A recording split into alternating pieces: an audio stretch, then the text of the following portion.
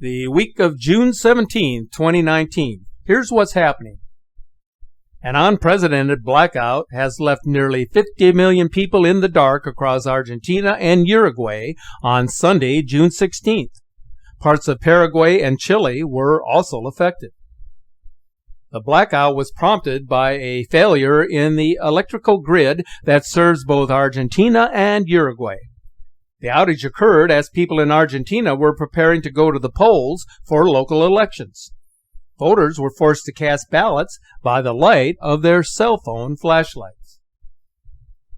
A spokesman for the electric company Edesur commented that it was the first time that a power failure had affected entire nations. It is the first generalized blackout to occur in Argentina in its history.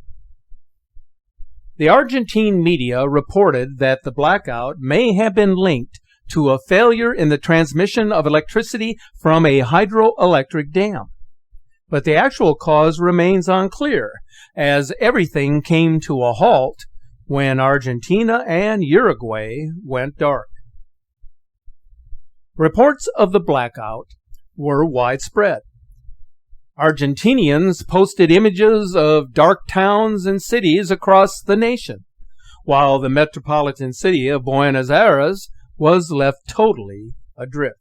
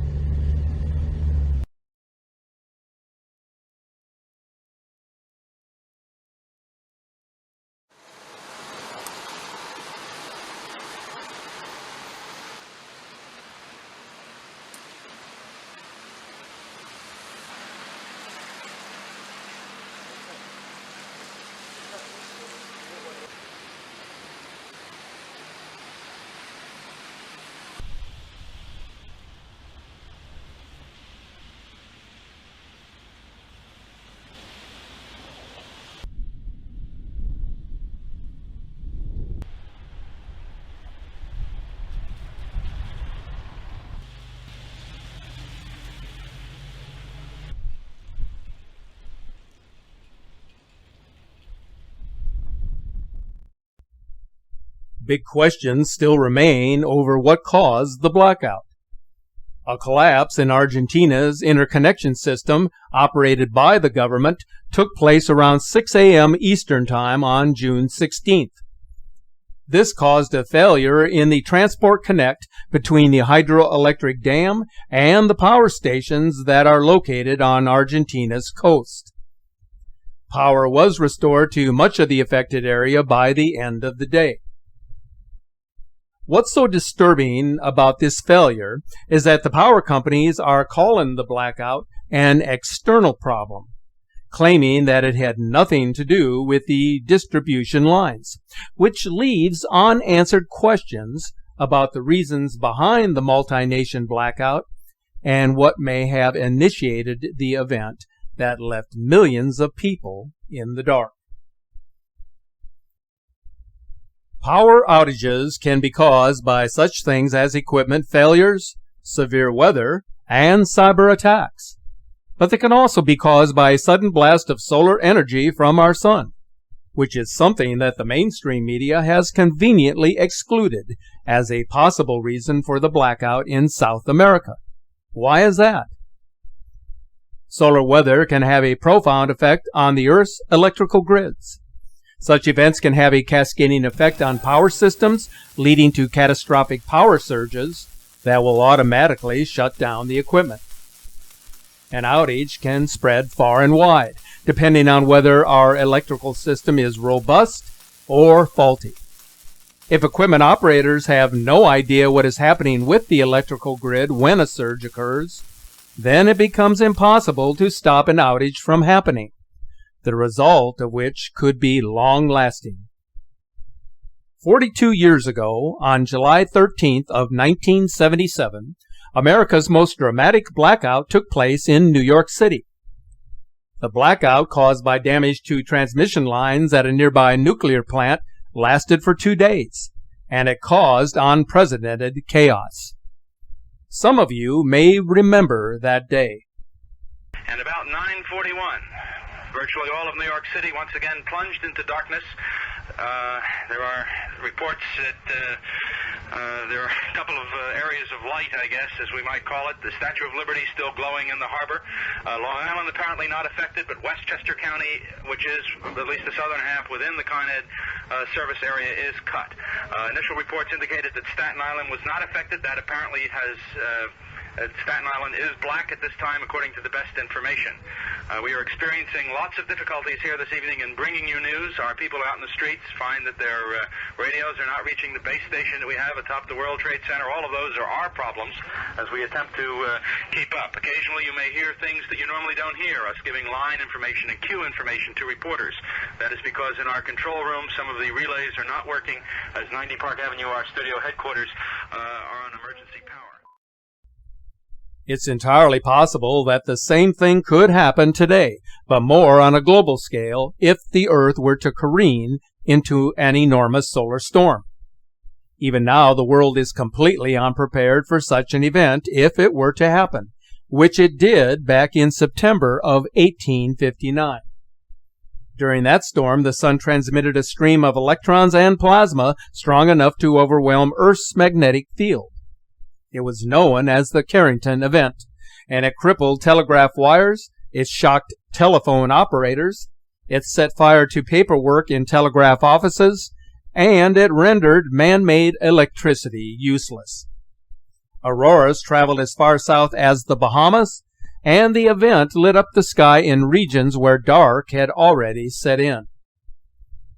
But the electrical infrastructure back in the year 1859 was nothing compared to what it is today in an electricity-dependent society. In fact, smaller storms have disrupted life on the planet in the past few decades. A massive solar flare in 1972 detonated hidden American bombs during the Vietnam War. In 1989, a geomagnetic storm disrupted electric power transmission in a generating station in Quebec, Canada, blacking out most of the province and plunging 6 million people into the dark for 9 hours. That event also created a spectacular light show across the Northern Hemisphere. In the year 2005, X-rays from a solar storm disrupted satellite-to-ground communications and GPS navigation signals for 10 minutes.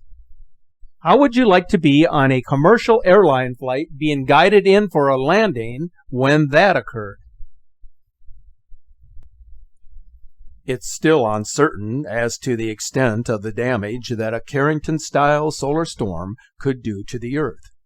But it's almost a sure bet that blackouts would occur across many densely populated metropolitan cities that would last far longer than the 1977 event in New York City, or the one that occurred just recently in Buenos Aires that spread quickly across Argentina and Uruguay. A Carrington-style event in the 21st century would destroy, or at the very least, damage the entire fleet of satellites in orbit, bringing telecommunications on Earth to a complete standstill.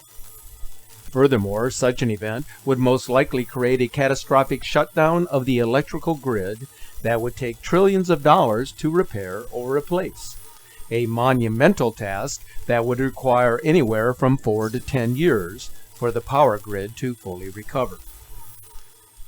If there is any silver lining with respect to massive solar flares, and its effect on the Earth's fragile infrastructure, it would be that we have no idea when the next big event will happen. Based on very limited data, a Carrington-type event is estimated to occur once every 500 years. But we never know until it is too late. When it does take place, the world that we now know will change in the blink of an eye, with long-lasting consequences for humanity. Thanks for watching.